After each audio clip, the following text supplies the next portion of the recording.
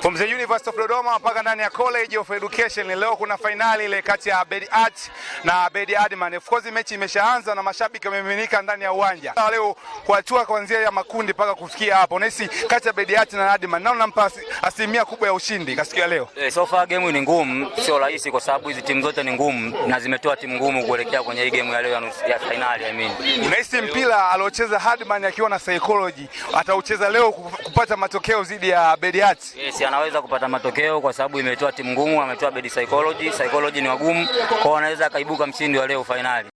Tuna enjoy good football kama unavyoona Bedi Art wana press lakini wanakosa nafasi, lakini ndio hivyo, ni mpira ni mzuri. Bana, mpira umepigwa lakini naona kabisa kuna wastani sawa kati ya Bedi Adman na Bedi Art. Hebu tupe tathmini baada ya kuangalia mpira kipindi cha kwanza na sasa hivi inaelekea kipindi cha pili. Hebu tuambie kwa mpira jinsi ulivyoona, unampa nani sasa hivi wakati wa ushindi? Unampa nani ushindi? Bado mimi nampa Adman kwa sababu Adman tunaona kabisa anaweza kuchezea mpira, wakina Songo anacheza mpira vizuri, pressing zinatoka. Nimebaliza Bakoni presenter kutoka ndani ya College of Education, mshiriki wa Judo Mawadi 055. Kula yako idondoke pale, tukutane grand finali ya tarehe 7 mwezi wa 5 huu hapa muda. Nimemaliza. Nyuma ya kamera yuko mkazi. Tuko ndani ya viwanja vya College of Education. Anatoka hapa ni Platini, miongoni mwa wadau ambao wanabamba sana ndani ya College of Education. Hebu tuambie mchezo mpaka kufikia sasa hii, una mengi gani ya kusema kwa mashabiki wako? Bwana, mchezo kama mchezo ulikuwa mgumu kwa sababu wapinzani walijipanga na sisi tulijipanga, lakini ndio mpira ulivyo. Mpira tunasema mpira una matokeo ya kikatili sana. Kwa baadhi ya matokeo ni kama haya, na siku kama leo ilikuwa inahitajika mtu mmoja tu ainuke kidedea.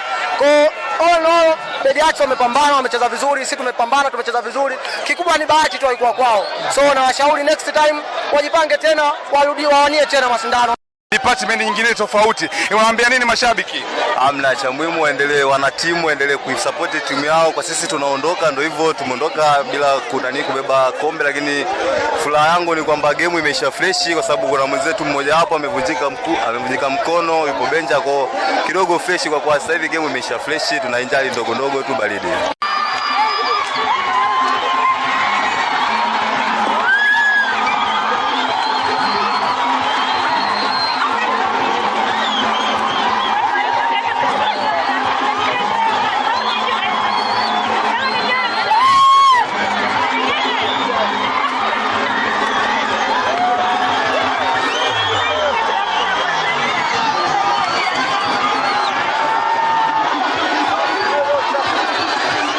Walimu, angalia vibe la walimu wamewaka nyie.